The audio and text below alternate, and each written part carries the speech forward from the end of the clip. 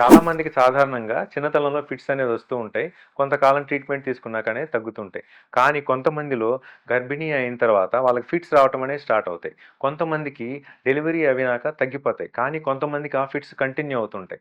So, pregnancy సమయంలో fits రావటం అనేది వింతగా అనిపిస్తుందా? కాదండి. ఇది చాలా తీవ్రంగా పరిగణించాల్సిన విషయము.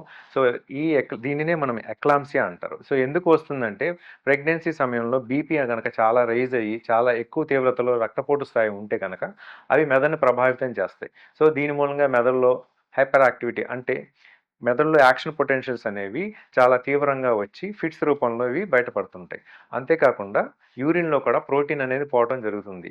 సో, ఈ ఎక్లాంప్సియా వచ్చిందని మనం ఎలా తెలుసుకోవాలంటే తరచూ ఫిట్స్ రావటము, మొఖం వాయటము, చేతులు, కాళ్ళు వాయటము, అంతేకాకుండా యూరిన్‌లో ప్రోటీన్ అనేది పోవటం, తలనొప్పి రావటము, అంతేకాకుండా చూపు బుదర రావటం, ఒక్కొక్కసారి చీకటిగా అయిపోయినట్టు కనిపిస్తూ ఉంటుంది.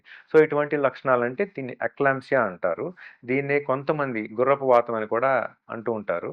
సో, ఈ ఎక్లాంప్సియా అనేది వచ్చినప్పుడు ఇమ్మీడియేట్‌గా డాక్టర్‌ని కన్సల్ట్ అయ్యి తగిన ట్రీట్మెంట్ అంటే సీజర్స్ రాకుండా, ఫిట్స్ రాకుండా ట్రీట్మెంట్ తీసుకోవడమే కాకుండా బీపీని నియంత్రించుకునేటట్టు టాబ్లెట్స్ వాడాలి.